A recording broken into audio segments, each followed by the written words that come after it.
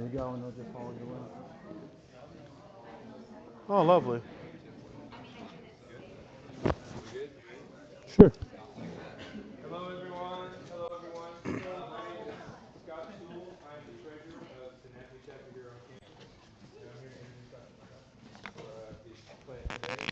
Dr. Jeffrey Allen Murdock is internationally known as a conductor, clinician, and educator. He currently serves as Associate Director of Choral Activities and Assistant Professor of Music at the University of Arkansas, where he conducts the Inspirational Chorale, the Men's Chorus, and teaches courses within the choral music education curriculum. He is a 2016 Conner Endowed Faculty Fellow of the J. William Fulbright College of Arts and Sciences.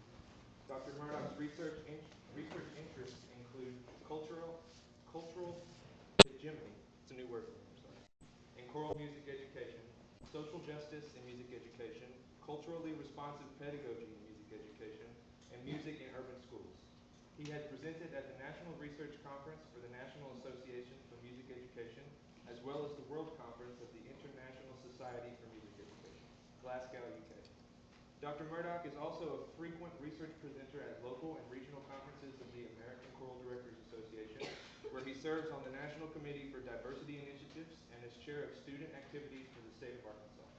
Dr. Murdock holds both Bachelor of Music Education and Master of Music in Conducting degrees from the University of Southern Mississippi and the Doctor of Philosophy degree in Music Education from the University of Memphis. So without further ado, Dr. Jeffrey Allen Murdock.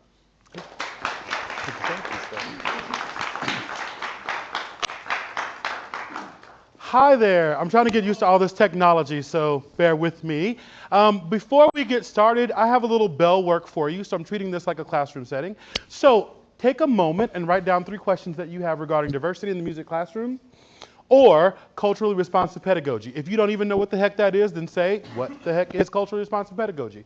When you finish, please sit quietly and await further instruction, and I'll give you some background music as you write your questions.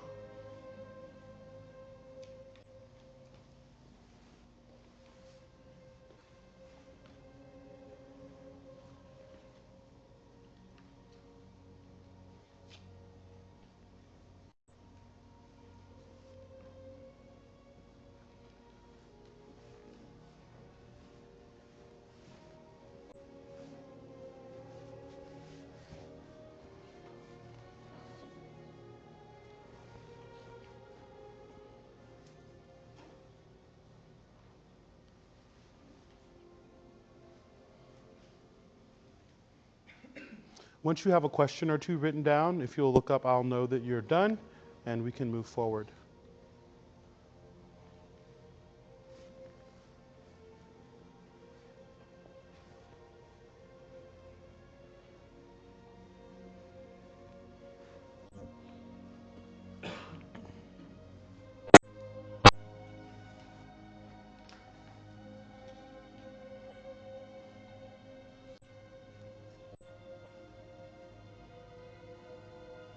It's about 30 more seconds.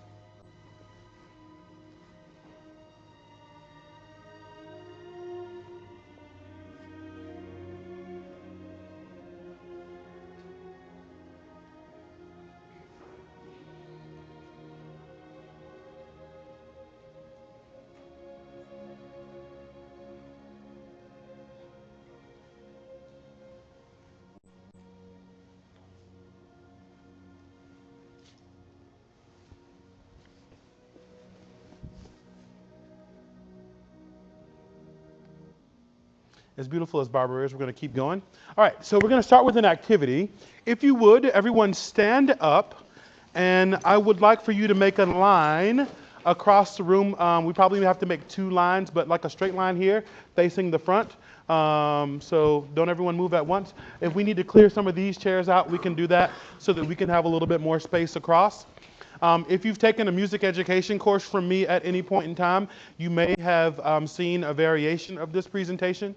Why don't we clear some of these chairs out? So yeah, pretty much from there all the way. If we can just push them back or stack them or something like that. Chairs that people aren't sitting in. All right, so I'm going to ask you a series of questions. And second row, if you don't mind getting a bit closer to those in the front, because this exercise will demand it, and you'll split up as we go forward. So I'm going to ask you a series of questions.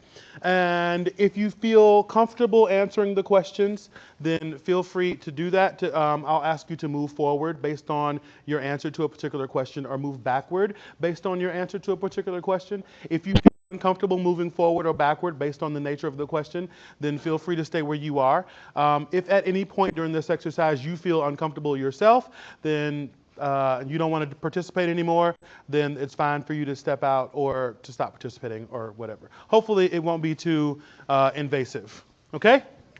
All right, so for example, the first question I'm going to ask you is, if your ancestors were forced to come to the United States, not by choice, take a step back. So like for me, that I would take a step back because my ancestors were brought here on slave ships, right? So I would take a step back. So that's the nature of these questions. And like I said, if you feel uncomfortable with any of this, then feel free to bow out.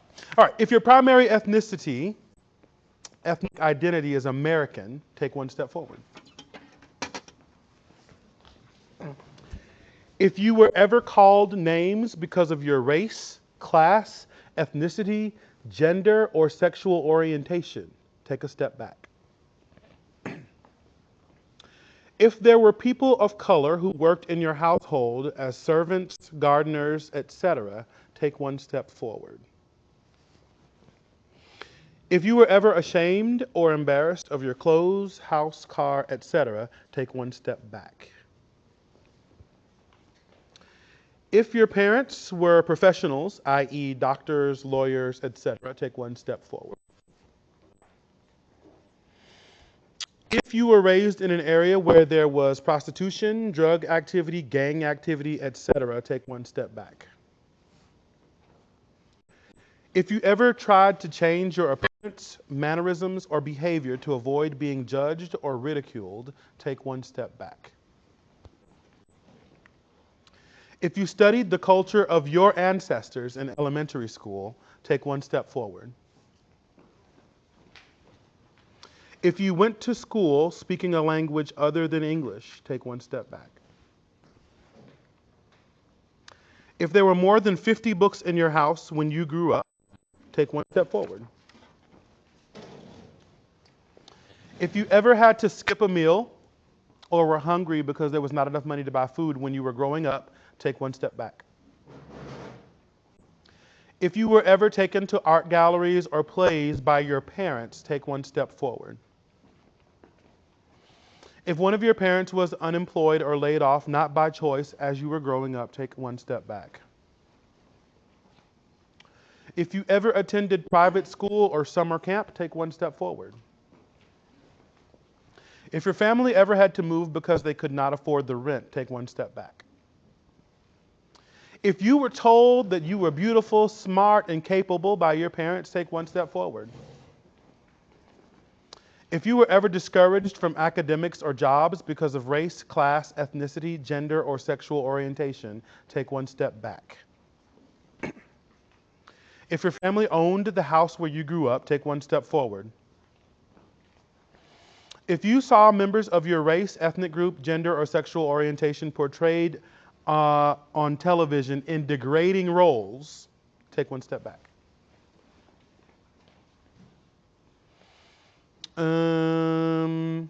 If you were ever offered a good job because of your association with a friend or family member, take one step forward. If you were ever denied employment because of your race, ethnicity, gender, or sexual orientation, take one step back. If you were paid less, treated less fairly because of race, ethnicity, gender, or sexual orientation, take one step back.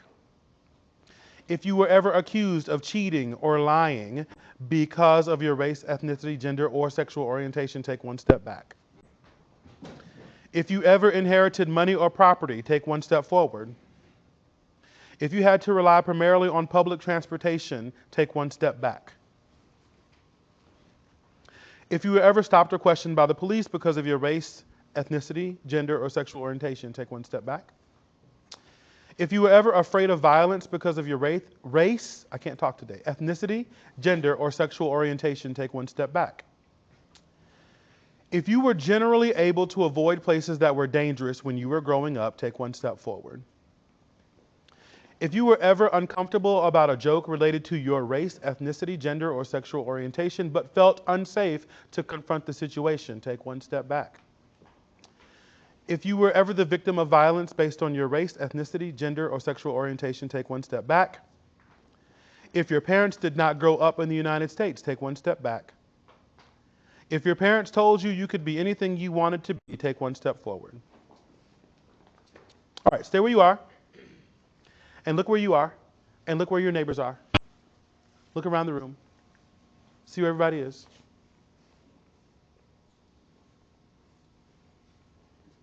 All right, so question. Somebody tell me what just happened. What did we just do? What just happened? Yes. It was an exercise of privilege, I think. Okay. So say more. Expand upon upon the exercise. Literally, in our society, like white men are seen as having more privilege. Hmm. Okay. There are a lot of cultural factors like race and gender and sexual orientation, and people get discriminated against. And it's an exercise where you point out the privileges that some people have based on those traits about them. Okay. And privilege is not a bad thing. Just to point out, a lot of times you hear these buzzwords now, like in politics and all over the place, when people talk about privilege. And privilege is not necessarily a good thing or a bad thing. It just is, right? So how does this? Anyone want to tell me how the exercise make you feel? How does this exercise? Yes. I think the point of the exercise is when you're able to be in a physical spot and you can see the people around you, it makes you more self-aware of like where you are versus other people, and it really shows you your privilege Mm-hmm. or your lack of, rather than seeing on a piece of paper or knowing in your mind what you are. So it's good to actually see like physically where people stand in regard to you. Okay. These, Yes. these aren't statistics, these are people. Mm-hmm. And that makes it a little more powerful and real. Yeah. I like that. These are not statistics. These are people. Yes. I think it brings a lot of questions that like I never thought of, like were my parents born here? That was never something that I would have taken into consideration where my parents were born or anything like that until it's put in this perspective. Mm-hmm. Any other thoughts or feelings about this exercise? Yes. Well, for me, it makes me think of like how far I've come. Huh. Because I was not raised in the beginning of my life, I was not raised in a very safe place. And like the stuff I have on, where I've brought myself, I've done on my own accord through jobs. I didn't have a lot of help, so I feel like putting this in perspective of how far I've come. Cool. Yes. Just one thing. I think if you look at a person, you can assume a lot about them and where you think they came from. I know people assume that of me all the time. Mm-hmm. But if you look around compared to where people are, you know, even just like little things like that, I think it's a good wake-up call for people. And so just watch this. Check this out. And I'm going to call on these two in the back in just a second. But I had to come back here to realize that they were raising their hands. They've raised their hands like for like the last 5 times. I said, hey, anyone have anything to say? They've raised their hands a few times. And I've missed them because I was standing up there, right? Edre. I was just gonna say, like, looking back, like, men down memory lane, like, my entire life, the hardships and also the accomplishments that I've, like, that have happened in my life. Okay. Juan? Kind of same thing. Just kind of seeing where I've come, being able to become a teacher, coming from where I came from as a kid. Just Yeah. seeing this made me go, oh, holy cow, I feel a lot. Wow. Made me feel kind of good. I was right here. The last time I did this exercise, or the first time I did this exercise, I was right here in the back of the room. 40? It just shows that like if we're all sitting in a circle, nobody would notice because like in your classroom you're not gonna okay, people who have this sit back here, people who have that sit up here, but you just don't know what type of students you have in your classrooms and it kinda shows that you have to adjust your teaching style to help everyone. Stop stealing my lecture, Vorty. Cool. So we'll talk a little bit more about this, but just kind of remember and visualize where you are now. Look around the room again, and we'll come back to this. Look around, see where you are, and now go back to your seats.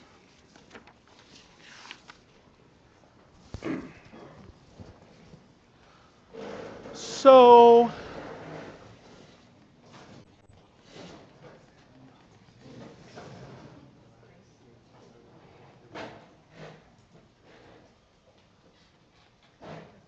So we're dealing with culturally responsive pedagogy in the music classroom. Um, and part of this exercise that we did is not to make anybody feel bad about where you were or how you grew up, but to make you more aware. Because it's important for us to, as teachers, to understand where we are, and because where we are shapes the lens through which we see our students, through which we apply our lesson plans and all of those things. And some of this goes back to what Dr. Hamill was talking about just a few minutes ago. Where you are, if you've never experienced or if you do not know about the various differences in culture and in gender and in race and all of these various things, then you don't have a lens. You don't have a proper lens through which to view your students. And so ultimately, you have to be, as a teacher, ability to teach every single person in the room. You've got to teach the person in the front of the room just as easily as you teach the person in the back of the room. But how do you as a teacher do that, right? So if there's 50 people in your room, how do you become all things to all people? And so hopefully by the end of this presentation, I will have given you some tools that maybe can help that. There are many, when you talk about diversity in your classroom, some of the variables that we deal with are cut and dry. They're dichotomous. So what are a couple of dichotomous variables that we deal with in our classes?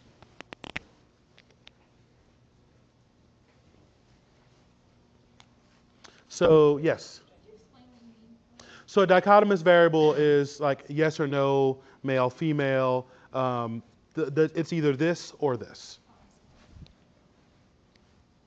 Years ago, gender used to be considered a dichotomous variable, but not so much, right? Not so much anymore. Race is not really a dichotomous variable. It depends on if you're in a community setting, you could have young versus old would be a dichotomous variable, right?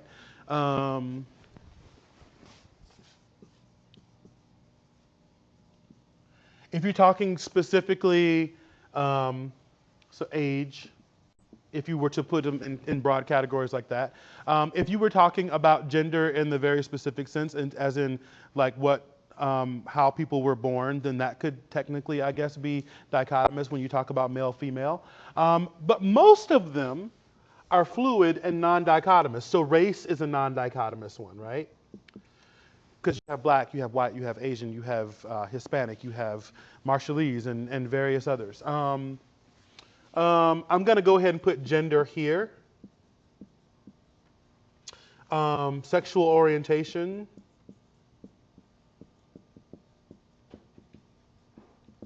Which 20 years ago would have been considered dichotomous, right? Either you're gay or you're straight.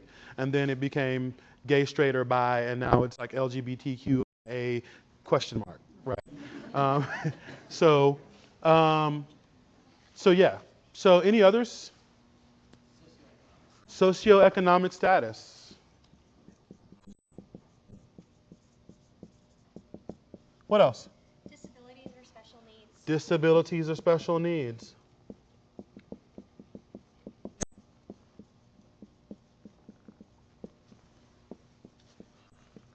Special needs runs the gamut, doesn't it?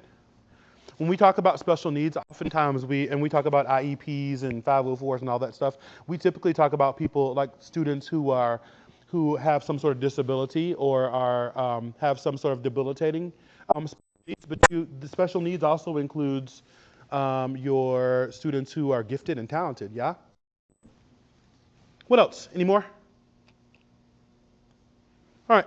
So let's talk a little bit about what culturally responsive pedagogy actually is, and then we'll talk a little bit more about what we can do with it. So Gloria Latson Billings, who is like the guru, I guess, of culturally responsive pedagogy, would say it is a pedagogy that empowers students intellectually, socially, emotionally, and politically using cultural reference to impart knowledge, skills, and attitudes. Well, that's a lot. So basically, being able to, excuse me, being able to take students from where they are and moving them to where you want them to go. But in order to know where, in order to take them from where they are to where you want them to go, you have to know where they are, yeah?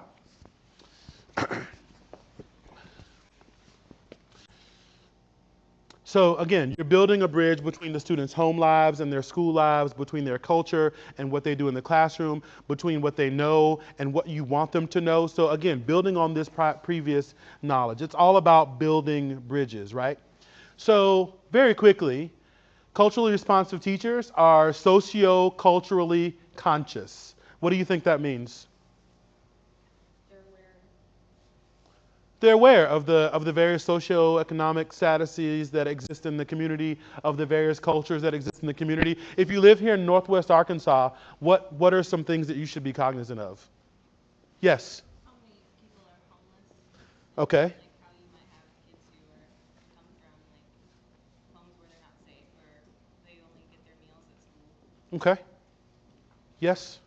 Their English level, Okay. language, Why? language level. Like I teach in Springdale, so we've 90% that are learning English Uh-huh. as well, and so a lot of them have just moved here. They've Mm-hmm. been relocated for various jobs and whatnot, and that's a big part of what, at least in my district, is. I'm going to push you a little bit more. Why is English an issue in Springdale?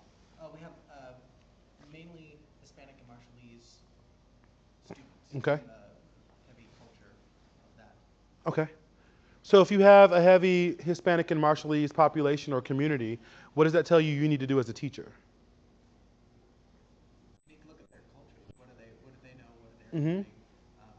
What kind of music do they listen to? What kind of instruments do they, naturally know how to play? Everyone can play ukulele. Mm-hmm. Just learn that. Okay. Good, good, good. Yes. Somebody's hand over here. Oh, I was gonna say like I'm still in high school, and I would Okay. say that we looked at the statistics, and so my school is split almost evenly with white and Hispanic, and I go Mm-hmm. to Heritage, and so we're actually getting to where white is almost going to be the minority in my high school, and so we're having to adapt to like the different ways our school is being taught because of like when I was going through the elementary and middle school, white was the majority, and we Mm-hmm. were taught in a different way that we're being taught now because of the like barrier between some of the language. Okay. Anything else to add? What are some other examples of being socio-culturally conscious? Not having an expected idea of what the students understand culturally. Huh. For instance, this I teach in Bentonville, and one of the schools I teach at has a very large population that have just moved here from India, and Matt works there too. And back during the holidays, we learned about Hanukkah and we learned about Christmas. We did different kinds of winter cultural music. And one of my students who was Indian looked at me and goes, "So Santa is one of your gods?" Hmm. And that just kind of, I had to take a step back and go, wait, okay. So we don't know the expected cultural, like what we think of as a normal, everybody knows this Yeah. thing. Uh-huh. It's not everybody knows it. You can't assume, right? Right. about this one? Culturally responsive teachers have affirming views of students from diverse backgrounds. I'm not gonna jump on my soapbox, but I will say that I think that it is impossible in 2016 to have anything other than affirming views of people of different races, socioeconomic economic statuses, um, gender identities. Like, I don't think that you can carry those in the classroom in 2016 or 2017. I grew up in a very conservative household, and so like if my mom were teaching, there's some things that I'll hear my mom say about like LGBTQIA issues, and I'm just like, are you for real? And I'm like, my mom could not be a teacher in 2017. And so these are some things that we have to kind of figure out where we are in ourselves and what we believe and how to reconcile that with the fact that we have to be a teacher to every student that walks into our classroom, right? And so there's no place. I guess I am going to get on my soapbox. There's absolutely no place in education for anyone who has these kind of, who has negative views of any of these categories, ever. That's all I'm going to say about that. But someone else tell me more about having affirming views of students from diverse backgrounds. What might that look like or feel like? If that's not you, if that's not like in your psyche, in your natural way of doing things, to be open and affirming, you've got to find a way to find that empathy and find a way to be open and affirming. All right, so culturally responsive teachers see themselves as responsible for and capable of bringing about change to make schools more equitable. What does that mean? Trying to find the bright side, trying to find the positives, even though maybe everyone's different or culture's different or people look different or whatever. Okay. Find a positive, like a binding thing between everybody to bring everyone up together. Okay. It starts with the teacher. We're responsible and capable for helping our students understand what's going on, what is acceptable by being an example, what is not acceptable. And I think that for me, the word that stood out was responsible, that we see ourselves as responsible Okay. for whatever's happening. Okay. I was gonna say, be the change you want to see in the world. Yes, be the change you want to see in the Like, world. even like this morning, like with Dr. Hamill's thing, you know, like if you have kids that aren't in band or choir that have like autism or something, like you gotta go get those kids. Like you need to be the one to go get them. Like that's on you. Like that's not on them. That's not on the school. Like, yeah. Yeah. I think about the view of fairness that she brought to the table, which is something that I was introduced to a couple years ago from a colleague. That fair is not equal treatment, fair is equal provision. Yes. So just because someone is a different color than me or has different reading needs or different reading levels or whatever the student's needs may be, they don't need the same thing as Susie or John. They need what they need. And seeing that from a culture's perspective is, I think, something that, I mean, until you started introducing things, I didn't think of it from a cultural perspective. I only thought of it from okay, if they can't read or if they have behavior issues or like what can I do for them that way. I never thought of it as, oh, culturally, what are they expecting from this class, and how can I meet that expectation? Wonderful. Did someone talk to you about that sameness not being, say it the way you said it? Fairness is not equal treatment, it's equal provision. Did Dr. Hamill say that this morning? She did. Okay. I actually work with, occasionally with a mom who has 2 boys with special needs. Okay. And she's a special education teacher herself. Okay. And so that's something that she really believes, and that's why she's an amazing human being. Yeah. But being in the special education classroom, that is her motto. Okay. I'm not going to treat a student with autism the same way I would treat a student with Down syndrome because they don't have the same needs. Yeah. But I'm going to be fair, and then I'm going to give each of them exactly what they need to be successful. Exactly. Thank you. I'm glad you said that. And you said it a different way than I learned it. And I was actually just about to go there. Is that sameness does not equal fairness, right? Have you all seen those? Do you know what I mean or what she means when she says that sameness does not equal fairness. Have you seen that little meme? It's a little meme that goes around, that has gone around, but it's like three kids trying to watch a baseball game, right? And there's a fence. And so like one kid needs, the little kid needs two boxes to see over the fence to see the game, right? And the medium-sized kid only needs one box to be able to see over the fence to see the game. And the taller person doesn't need any boxes to see over the fence. But if you just gave everybody one box, then the little kid can't see the game anymore, right? So it's like this kid needs two boxes in order to be as successful as this kid who needs zero boxes, right? So sameness does not equal fairness. And so think about that, because I think that oftentimes we feel like we are being fair when we treat every student the same. And that's simply not the case, right?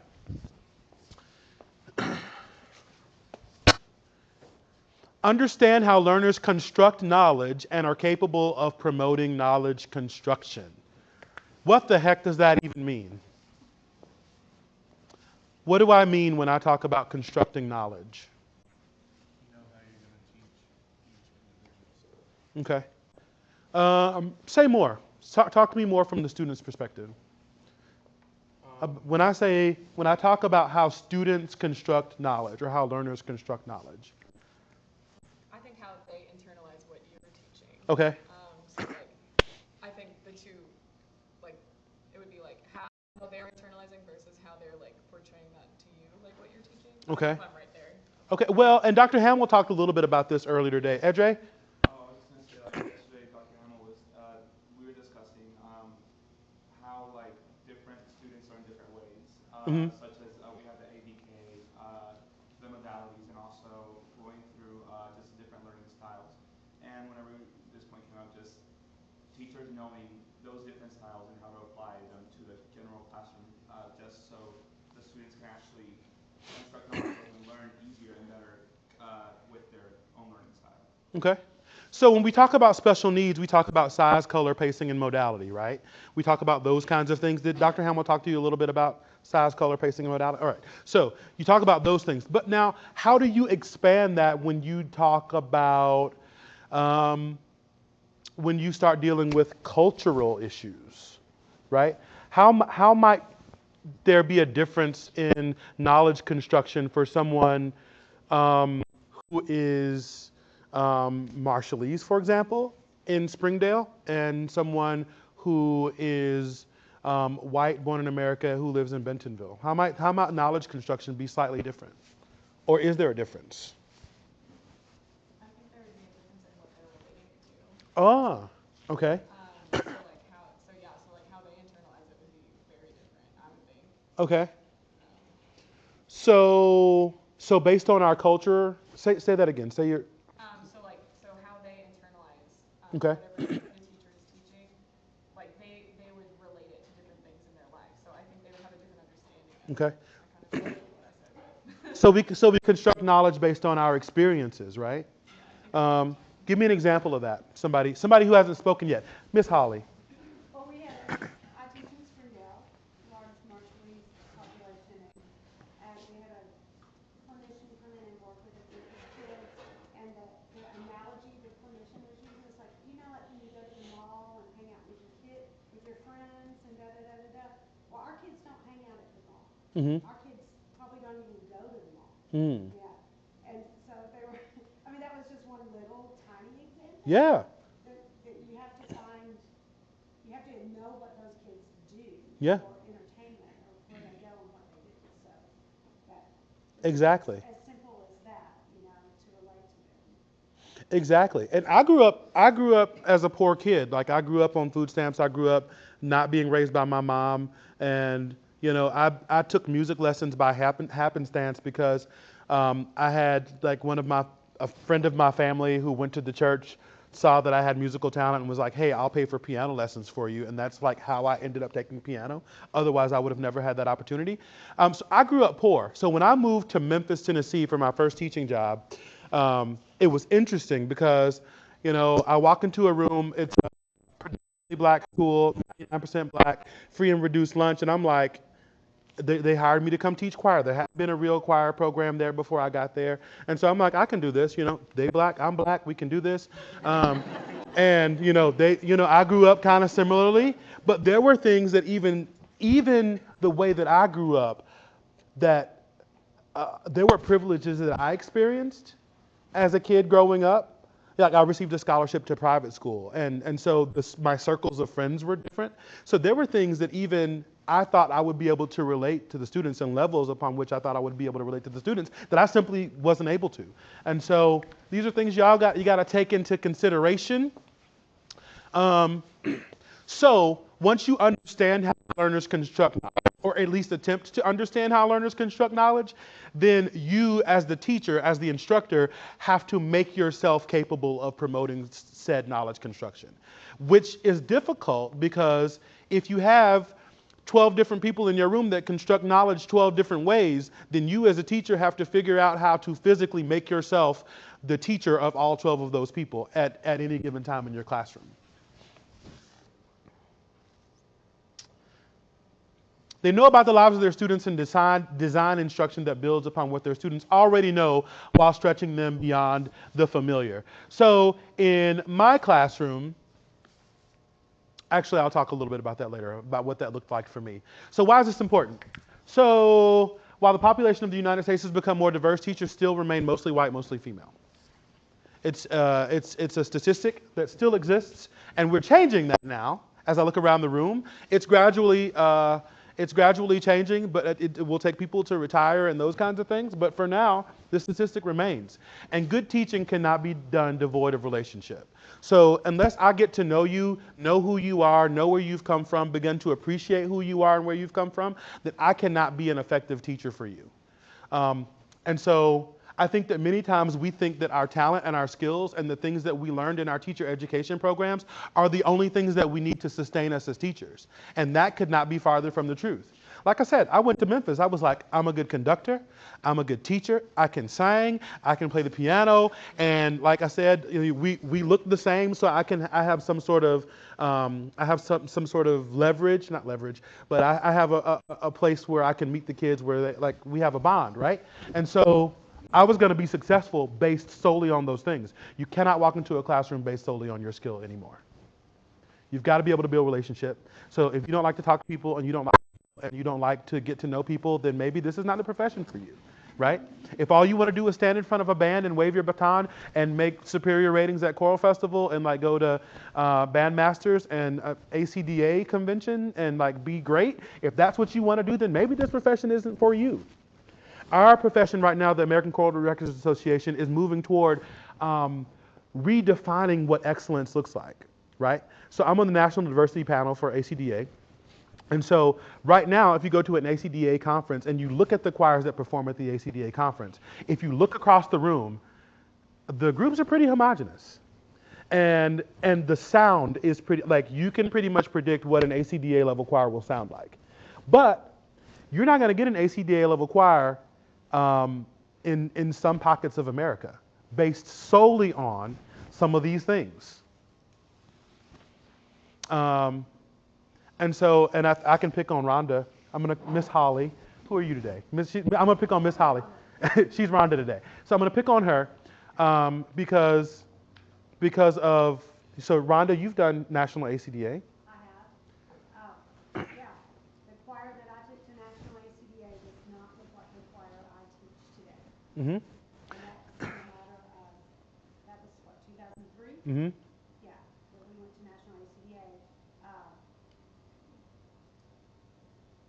I think there may have been 2 African American girls Mm-hmm. in that choir.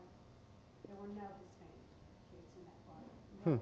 There was one Marshallese girl in my choir that year that did not get to go on the trip because, and I feel horrible for this now looking back, she did not have transportation to come to the evening rehearsals. Wow. And so we took her out of the group and put her in a different group because out of my ignorance, did Mm-hmm. not understand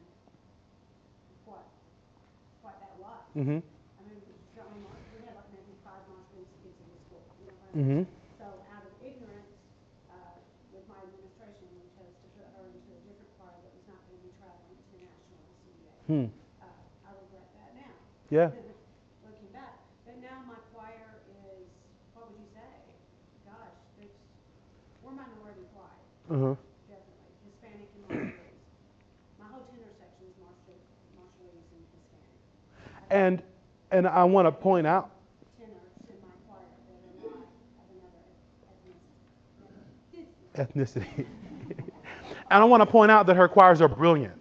If you go to Springdale High School and you hear Rhonda Holly's choirs, her choirs are brilliant. And there's no reason that her choir right now shouldn't be singing at National ACDA. But physically, and I'm just on the choral side for a moment, but physically, there are some physicalities of voices, even based on, and there's research out there that talks about how, African American students, for example, have a different physicality of the voice, and Hispanic students have different vocal things, and so those things can be recognized on a blind audition, right? And it's sad to say. And so what we're looking at now is redefining what excellence looks like. So yeah, it's wonderful that I can put together a choir that can sing Whitaker and can sing, sing like the whole choral canon, and then end with a spiritual, and it'd be awesome. And that's a whole other soapbox that I won't get on right now. But what does it look like for the teacher that is in the trenches, doing the work every day, that's changing lives every single day, whose choir may not necessarily be what we now hear on ACDA stages?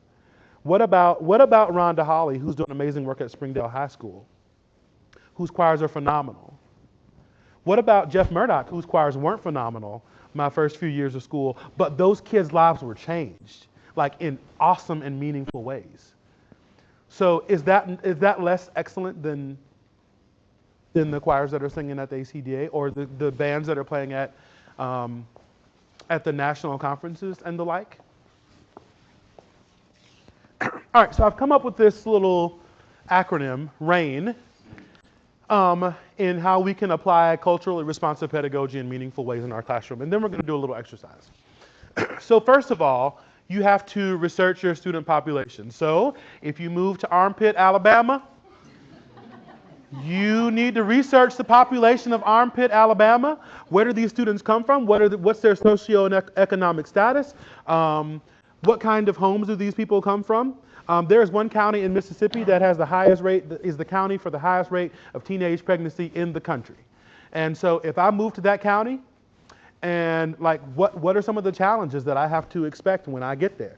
So know the student population.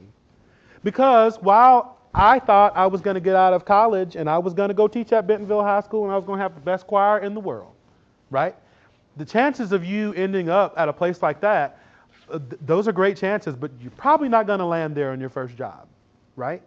You're probably not going to land as the orchestra director or the band director at Harbor in your first job. It's not going to happen. It may happen for some of you, and if it does, you are in luck.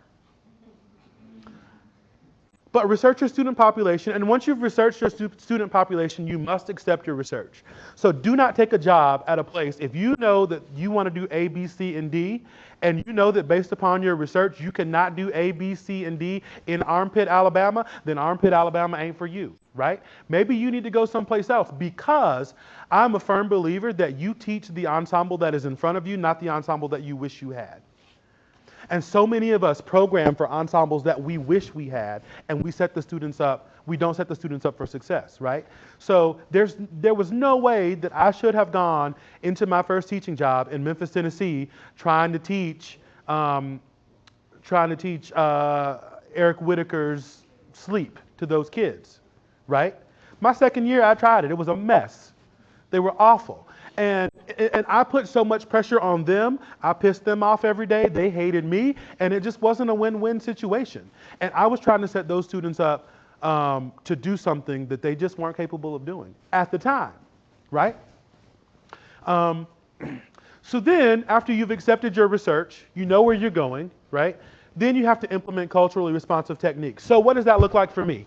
So I walked into a room at East High School in Memphis, Tennessee, and those students, the only reference they had to music was singing in black church, those students. So they knew all the Kirk Franklin songs. They knew how to sing Every Praise is to Our God. And they knew those things, but then they also knew like what's my guy's name from Memphis? Yo Gotti. They knew Yo Gotti, and they knew Beyonce. Like they could sing those things. They knew all the rap, they knew all the hip hop, and they knew church. So what do you think those students did when I was like, here, let's sing Haydn? First of all, they looked at me like, is you black? That was like the first question. Like neck rolls and everything. Like, we don't do that. So, and then when I put notes on the board, I'm so excited because I'm like, these students aren't musically literate. So I go draw my staff on the board, my treble clef, and I'm like, this is a treble clef. And these are 5 lines, and these are called a staff, and this means every good boy does fine, and this is how you do this. And all of them looked at me with blank stares. Why are we doing this? Why are we not singing Kirk Franklin gospel music, right? And so I had to realize that the way that those students learned primarily was through singing in church and through singing in black gospel choirs, which if any of you are familiar with black gospel choirs, how do those choirs learn in church? They learn by rote. So these kids learn by rote. I want them to be able to read music because I'm a teacher, right? And because I have evaluations from my principal and all these people who are going to judge me based on my choral festival scores and on the students' scores in sight reading. And if they don't get ones in sight reading, then I'm a bad teacher. And they don't care that my students have never read music before. Yeah? Because half the time your teachers will walk into your room to evaluate you and they have no idea what the hell you do in your classroom on a regular basis, right? So I've got to take them from where they are, which are rote readers, and I need to bring them because sight reading is important. They have to learn music literacy. They have to learn all of these things, but I have to take them from where they are to get there, right? So all the kids have seen Lean on Me. Like I asked them about these movies because I'm old and I'm a little bit of a square, and so like the movies that they liked, I didn't really like, and so we didn't have a common denominator, except they had all seen Lean on Me, right? And so how many of you have seen the movie Lean on Me? Okay. So there's this movie, Lean on Me. All the black children have seen it. So I hope, Vorty, have you seen Lean on Me? Okay, good. So in Lean on, it's about Mr. Clark. What's his name? Not Samuel L. Jackson, the actor. Not Denzel. All right. So Morgan Freeman. You're supposed to name all the black actors that you know until we get to the right one, right? So Morgan Freeman's in this movie. He's the principal. He's Mr. Clark. And this school is in danger of closing. And he is in charge of turning this school around. And so fast forward to all these things. This choir's going to the choral festival. This teacher is having them sing Mozart. It was beautiful. And they get to this end scene. And the school's about to close anyway, even though the test scores have gone up and all that jazz. And so this large matronly black woman comes onto the stage and she starts singing, "Sometime in our lives, we all have pain," in that actual octave. "We all have sorrows." And the kids all knew it, right?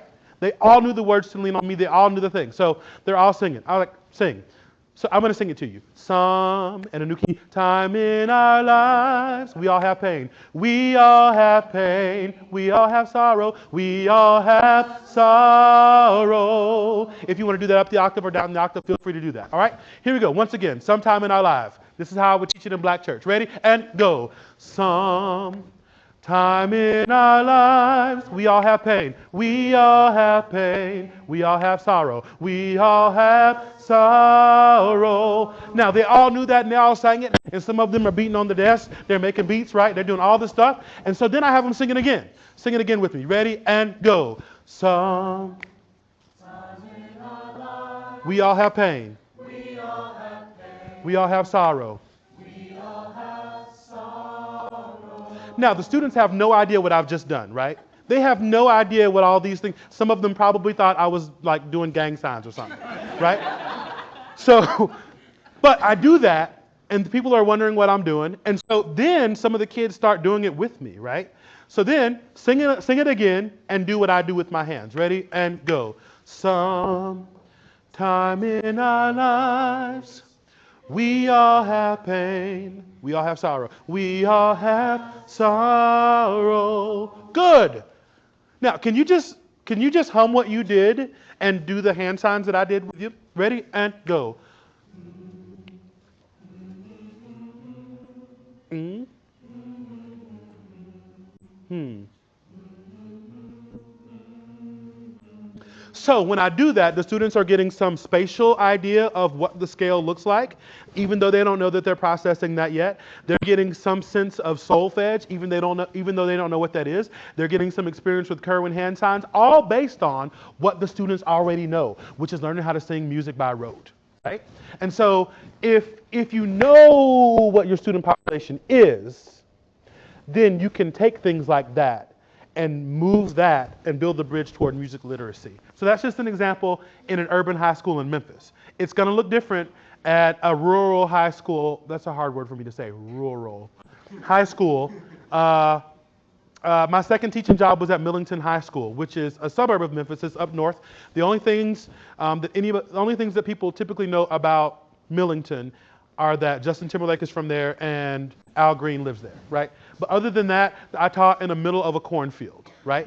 And so my approach to those students was very different. Mostly white, still mostly free and reduced lunch. So some of the same challenges, but also a very different set of challenges. So what I did in that situation had to be very different. And finally, nurturing relationships with students, community, and stakeholders. So that means encouraging intercultural relationships, using inclusive language in your rehearsals. So Dr. Abrahams gets really bent out of shape when people say guys. I do it all the time. Like if I'm talking to you, I'm like, hey guys. And I mean all of you, but all of you aren't guys, right? And Dr. Abrahams gets really annoyed by that. But you can't do that, right? Also, inclusive language. Don't make assumptions in 2017 about someone's gender identity, about someone's racial identity. One of the things I hate the most, my sister is quite fair-skinned, and so my sister and I will go together, and people will ask me questions like, is that your real sister? Or they'll look at her and they'll be like, what are you? Like, those are the most offensive questions that you can ask people. You don't ask people that about their gender. You don't ask people that about their race. And if they volunteer that information, that's great. But it doesn't matter because your job is not to teach a male or female, a homosexual or heterosexual or a transgender. Your job is to teach students. And so when you get in your mind that your job is to teach students, and at the lowest common denominator, your job is to teach students. And so once you get that in your head, then you can without bias, nurture these relationships with students. And then once you've nurtured those relationships with those students, then you can take those on to the stakeholders, those people who give your program money, those people, those booster programs, those people in the community who are invested in your program. And then it goes out beyond to the stakeholders. Nurturing relationships with your students might mean going to somebody's house. And I know it's so dangerous in 2017. But, sometimes you have to do it. Sometimes, like if Johnny hasn't been at school in a week, I make it my business to find out what's going on at Johnny's house to figure out why he hasn't been at school in a week. Rhonda mentioned earlier that she had to remove a student from her program because that student couldn't come to after school rehearsals. I used to have after school rehearsals all the time at East High School in Memphis, Tennessee, and these kids, they would not have rides to rehearsal, they would not have rides from rehearsal, they wouldn't have rides to concerts. And when I first started teaching, I would fail those students because they would miss a concert. It's not their fault. It's not their fault that they don't have transportation, or it's not their fault that they do have transportation and they just have trifling parents, right? It's not their fault. So you have to be able to nurture those relationships, because when you nurture those relationships, the students trust you, and when the students trust you, then you can be more effective with them as a teacher. Yes? I'm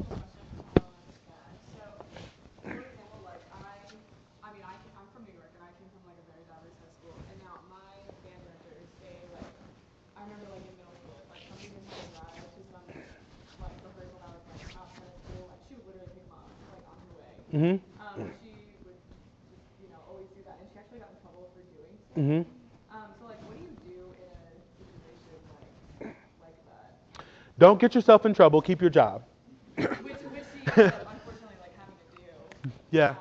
But like, And it just kind of depends on the teacher, and it depends on the administration. And there's so much red tape, and there's so many situations that you put yourself in. Like people are like ready to sue somebody now. And so like folk are ready for lawsuits. So I was that guy. I had this Dodge Ram 1500 truck quad cab, and there were times when there would be like 8 kids in my car at one time. Like I'm driving and there's like 4 people in the front seat and it was so bad. I was so illegal on so many different levels. But I knew that some of those kids would not get to school. Forget rehearsal. Some of those kids would not have gone to school if I hadn't picked them up.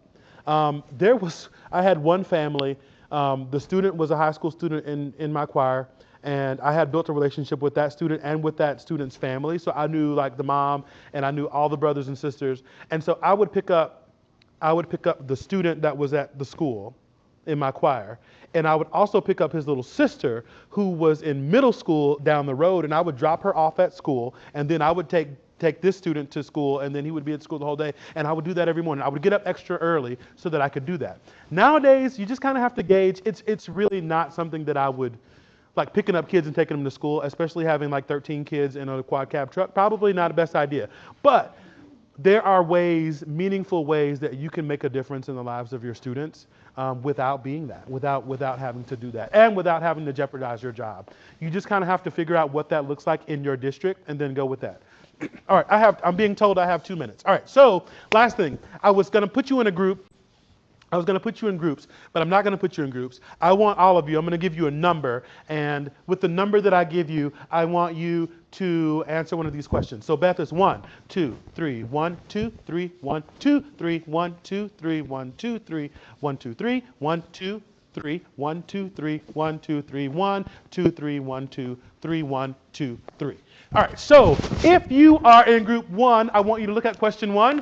Decide how you can make an opera relevant to urban African American demographic. If you're number 2, I want you to decide how you can create meaningful winter concert experience with the diverse students of diverse religious backgrounds. That's what the rest of that sentence should say. I can't type. I was up too late last night. All right. So diverse religious backgrounds. What do you mean by that? That means if you have a Jehovah's Witness in your class who can't sing or play anything about Jesus. If you have a Seventh-day Adventist who can't have a concert on a Saturday. Those kinds of things. And finally, if you're number 3, decide how you can amend your uniform policy and or section nomenclature, the naming of the sections, to include the transgender students in your room. Ha! Think about those things. Answer those questions. Think about them, and then I want some. You don't have. Yeah, go ahead and get in your groups. Get in your groups. So 1, 2's over here, 1's right here, 3's over here. Talk about it.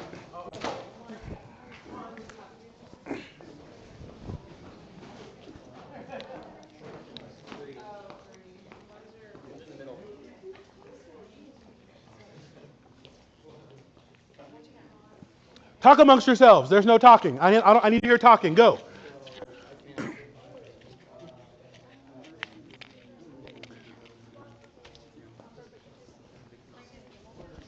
I'll just give them my email address, and if they have questions, they can just send them to me that way. That's good. I'll wrap it up. I got how much? 2 minutes? Yeah, 2 minutes. Okay. Yeah.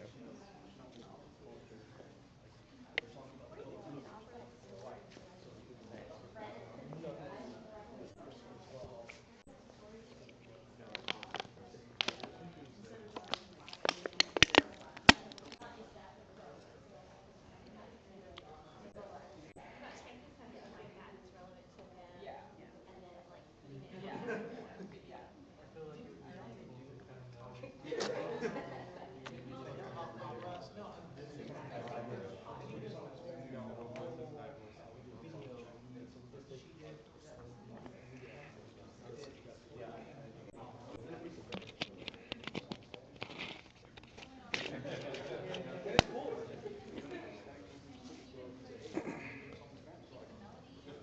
Yeah. Keep the melody and just lyrics to words, understanding the language to get comfortable learning with them English, and have the kids write their own lyrics themselves. They like take it apart and be like, hey, this is what they're talking about.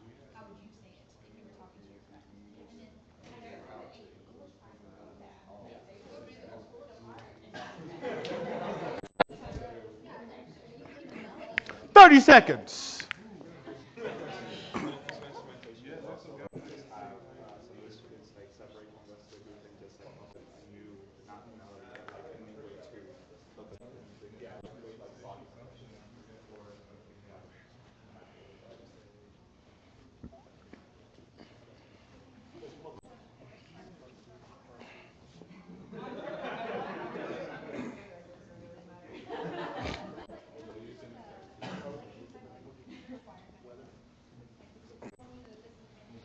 All right, sounds like there's some good discussion happening, but I'm going to stop you. Just kind of hang out in your groups. Somebody over here tell me one or two takeaways in like 15 seconds. Tell me. Singing songs about the weather, singing Okay. about cold, singing about snowflakes Uh-huh. in different languages. Yeah. So that would typically stay away from all the cultural diverse stuff. I mean, you kind of bring everyone in, Uh-huh. segregate.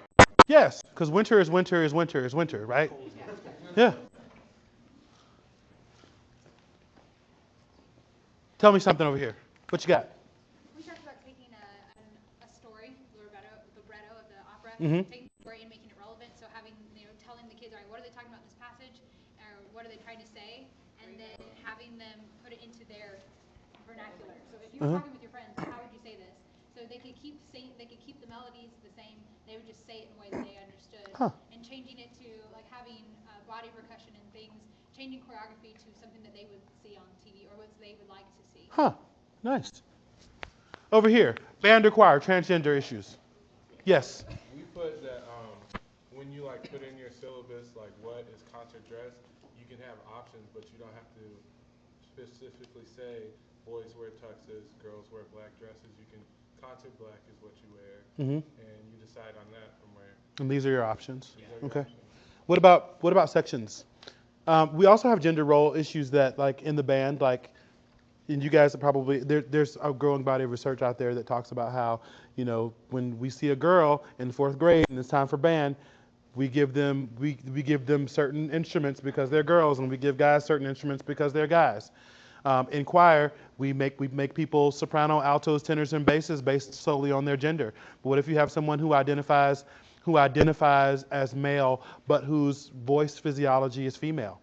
We saw that a lot of like that those namings like soprano, alto, tenor, and bass don't have genders attached to them. Mm-hmm. Because I know when we did Carmina Burana 4 years ago, there were some of the ladies were tenors Mm-hmm. also. So Yeah. we don't feel like those really have gender attached to them. I guess some places would. Huh. Good. Listen, this has been great. I wish I had more time, but you know where to find me. I'm here at the University of Arkansas. And if you don't, just go to music@uark.edu and you can find me. I'm also on Facebook and Twitter and all that jazz. This has been great, but I hope that you've gotten some tools to start thinking a little bit about where you are and where your students will be, and the lens through which you view music education and how you will teach your students in the future. So, thanks. Y'all give it up for Dr. Murdock.